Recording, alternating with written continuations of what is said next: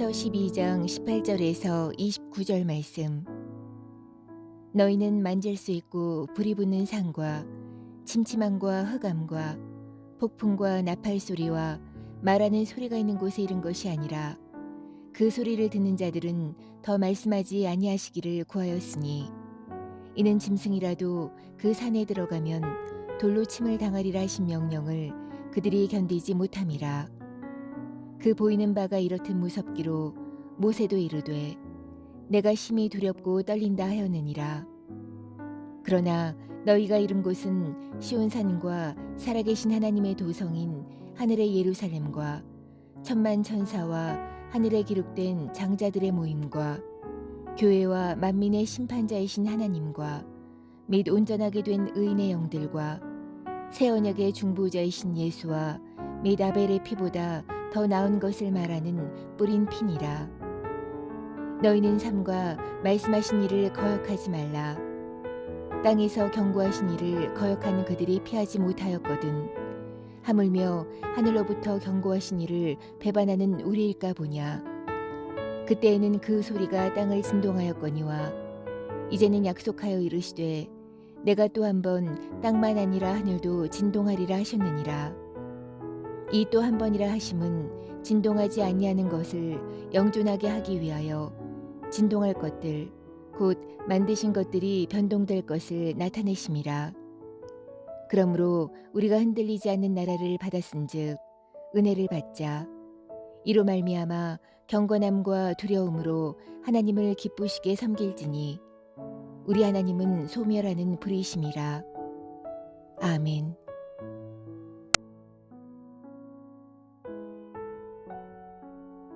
함께 기도하겠습니다. 하나님, 철저히 믿음으로 나아가고 싶습니다. 철저히 믿음으로 살고 싶습니다. 하나님, 우리의 모든 걸음이 믿음을 따라 나아가는 걸음 될 수 있도록 우리와 동행하여 주옵소서. 이 모든 말씀 예수님 이름으로 기도하였습니다.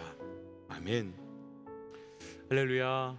우리에게 예수님이 아니고서는 허락될 수 없는 구원의 은혜를 허락하시고 또 그 구원의 은혜를 따라서 천국 소망으로 살아갈 수 있도록 우리의 그 은혜를 허락하여 주신 우리 하나님의 이름을 높이 찬양합니다. 오늘 우리가 함께 나눌 말씀의 제목은 믿음을 포기하기 전에, 믿음을 포기하기 전에라고 하는 말씀의 제목입니다.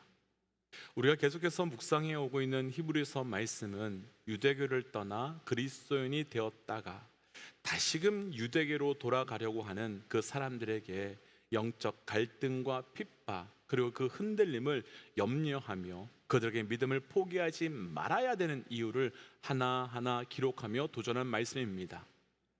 사실 유대인들의 입장에서는 유대교로 돌아가는 것이 뭐가 그렇게 심각한가 그렇게 말할 수도 있을 것 같습니다. 왜냐하면 유대교로 유대인으로 다시 돌아간다고 해서 하나님을 부인하는 것이 아니라 여전히 하나님을 믿고 여전히 하나님을 따르지만 다만 그 예수를 그리스도로만 인정하지 않을 뿐, 그래서 다시 돌아가는 것이 뭐가 그렇게 심각한 것이냐라는 생각을 할 수도 있을 것 같습니다. 그런데 절대로 그렇지 않지요. 그들이 놓친 것은 바로 예수 그리스도와 예수 그리스도께서 행하신 그 십자가의 사건, 그 가치, 그 은혜가 얼마나 큰 것인지, 또 그것이 없다면 나의 영혼이 어떻게 되는지 그것을 모르기 때문에 복음을 포기하고 다시 유대교로 돌아가려고 한 것입니다. 오늘 말씀에서 히브리 기자는 율법과 복음을 비교하면서 믿음을 포기하려고 하는 그들에게 복음의 은혜가, 십자가의 은혜가 얼마나 큰 것인지를 다시 한번 알려줍니다. 오늘 말씀을 우리가 함께 묵상함으로 그 예수 그리스도를 통해서 우리에게 허락된 은혜가 얼마나 큰 것인지를 다시 깨닫고, 그래서 그 은혜로 살아가는 삶이, 그 은혜 없으면 살아갈 수 없다고 고백할 수 있는 삶이 되시기를 주의 이름으로 축복하며 도전합니다. 믿음을 포기하기 전에 먼저 18절과 19절 함께 읽어보겠습니다. 18절과 19절 말씀입니다. 너희는 만질 수 있고 불이 붙은 산과 침침함과 흑암과 폭풍과 나팔 소리와 말하는 소리가 있는 곳에 이른 것이 아니라 그 소리를 듣는 자들은 더 말씀하지 아니하시기를 구하였으니. 아멘. 오늘 본문 18절부터 21절까지의 말씀은요, 이스라엘 백성들에게 시내산에서 율법을 받았을 때 있었던 일을 묘사한 말씀입니다. 유대인들에게는요, 자신들의 조상들이 하나님으로부터 율법을 받았던 사건은 엄청난 자랑과 자부심을 가지고 있었던 사건이었습니다. 왜냐하면 세상 어떤 사람들, 그리고 세상 어떤 민족도 하나님으로부터 직접 무엇인가를 받는다는 것은 불가능한 일인데, 우리의 조상들은 하나님께서 구름 가운데 임재하셔서 말씀하여 주심 가운데 그 율법의 말씀을 직접 받았기 때문에 그 일에 대해서 당연히 자랑스러워하고 그리고 자부심을 엄청나게 가지고 있었던 겁니다. 그러니까 유대인들은 자신들의 민족 역사에서 가장 최고의 정점을 찍은 그 영광의 자리, 그 충만한 자리에 그 시내산 사건을 두고 그 사건에 있었던 조상들을 그들은 부러워하면서, 그 조상들을 부러워하면서 우리도 그 자리에 있을 수 있었다면 얼마나 좋았을까라고 하는 마음을 가지고 살았던 겁니다. 그런데 히브리 기자는 단순하게 그것이 너희가 그렇게 부러워할 만한 일도, 그리고 그렇게 너희에게도 일어나기를 소망할 만한 일도 아니다 라고 설명합니다.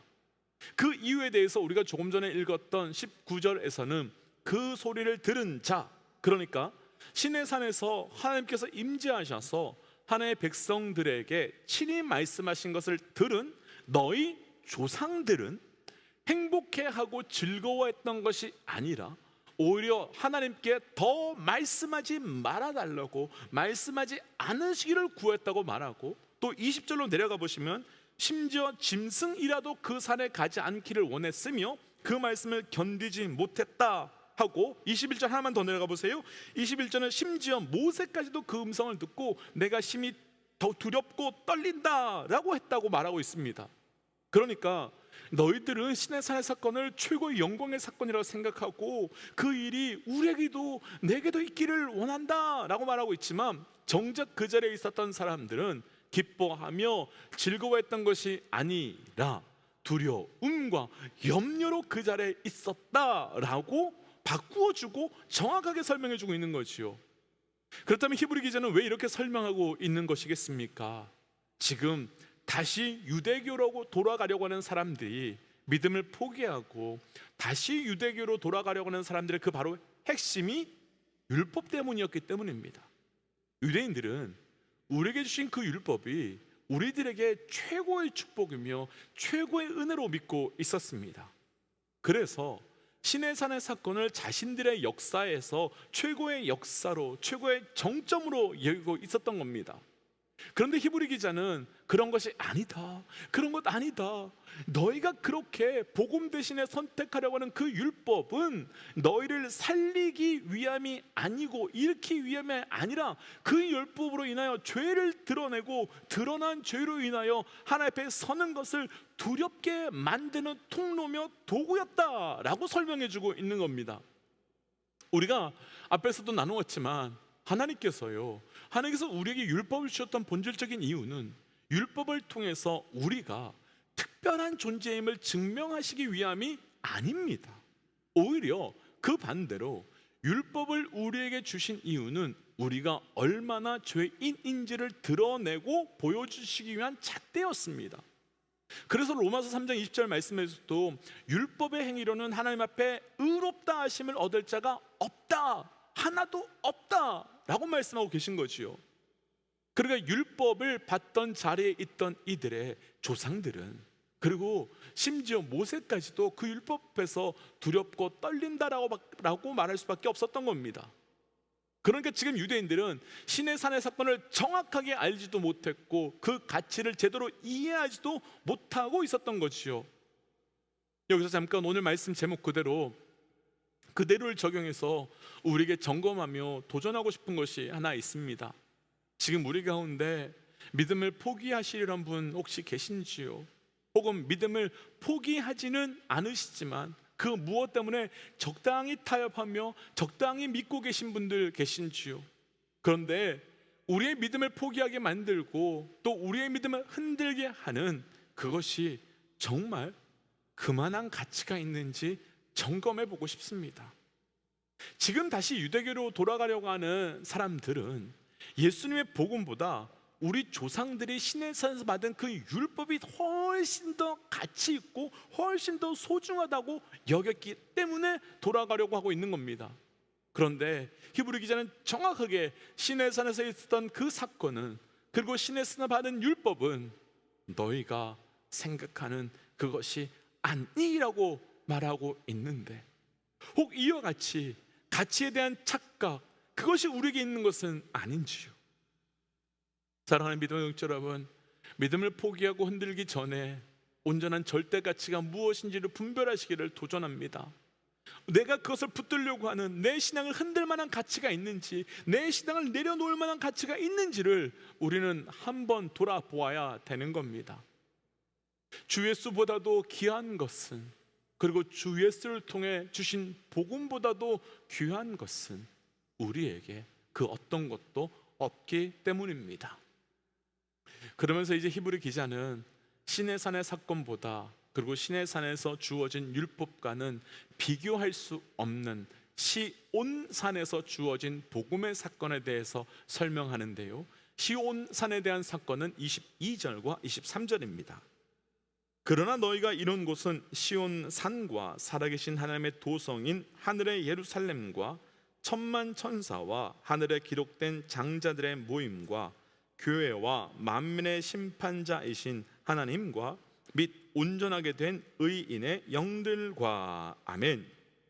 히브리 기자는요 분명하게 말하고 있습니다. 그러나 너희는 지금 시내산이 아닌 시온산과 하나님의 도성인 하늘의 예루살렘과 그 하늘에 기록된 장자들의 모임과 그리고 만민의 심판자인 하나님과 온전하게 된 의인들의 영들과 함께 이르렀다.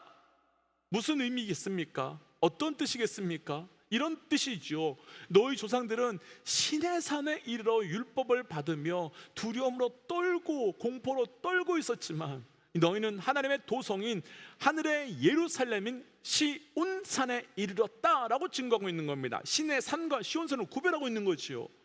그리스도인이 된 유대인들이 왜 믿음을 포기하고 다시 돌아가려고 했던 것이겠습니까? 지금 우리들의 영적 위치가, 우리들의 영적 상황이, 그리고 자신들에게 그 하나님의 부어주신 영적 은혜가 무엇인지 전혀 모르고 있었기 때문입니다.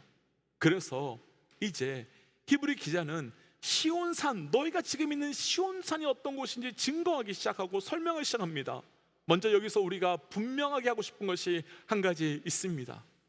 예수 그리스도 보혈로 인해 또 구원의 은혜를 누리고 있는 우리는 지금 우리의 육의 눈으로는 땅에 살고 있고, 그리고 시내산 근처에서 우리가 살고 있는 것처럼 보일지 모르겠지만, 우리의 영적 위치는 하늘의 도성 곧 예루살렘과 시온산에 있음이 분명히 믿고 나아가시기를 도전합니다. 왜 유대인들이요 시내산의 율법으로 다시 돌아가려고 했겠습니까? 지금 이들의 시온산에 있는데 그 시온산에 이르렀는지도 몰랐기 때문이고, 그 시온산이 어떤 건지도 몰랐기 때문입니다. 그렇다면 돌아가기 전에 분명히 우리는 우리가 어디에 속해 있는지를 분별해야 되는 거죠. 내가 있는 시온산이 어떤 곳인가? 그러면서 히브리 기자는 우리가 이미 이른 곳 시온산이 시내 산과 다르게 영적으로 어떤 산, 어떤 환경인지를 설명하는데요, 23절에서는 하늘에 기록된 장자들의 모임이다 표현합니다.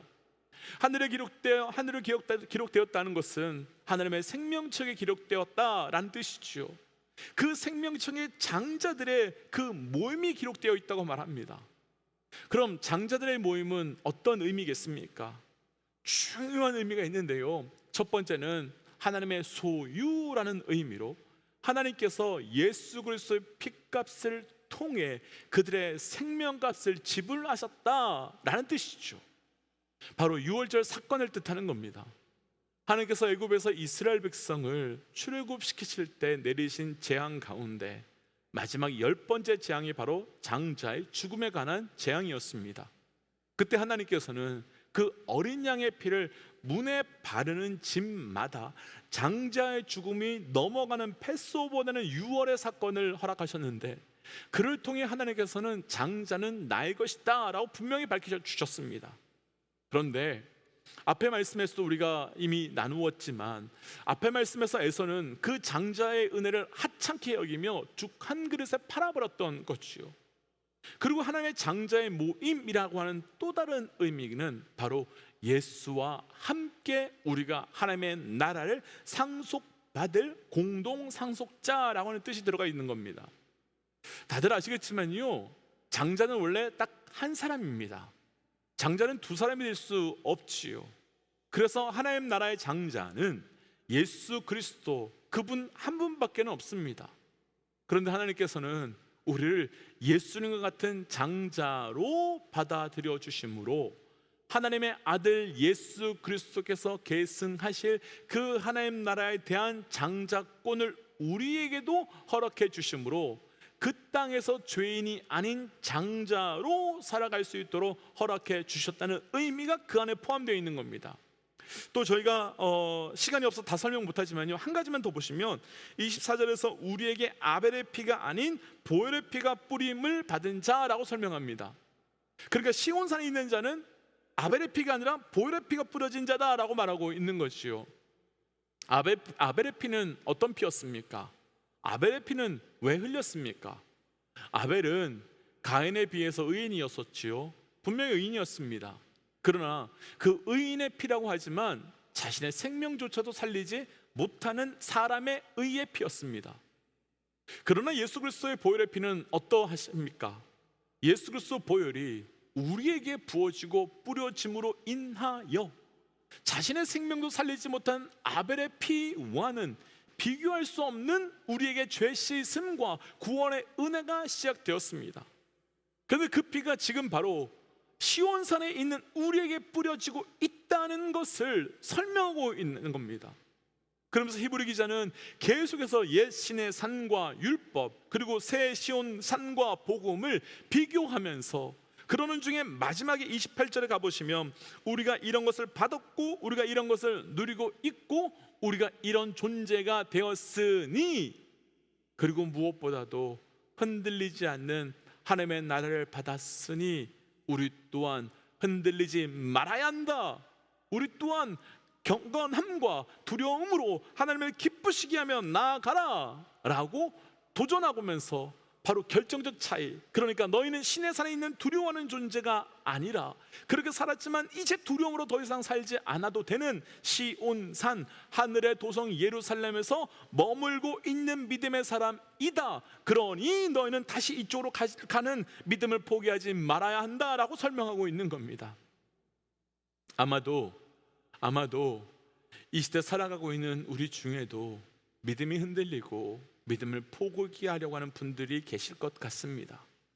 그런데 과거에 우리가 어떤 존재였는지를 진지하게 돌아본다면, 그 동시에 우리가 지금 받고 있는 은혜가 어떤 것인지 살펴본다면 절대로 우리는 믿음을 포기하고 다시 과거로 돌아가실 수 없을 것입니다.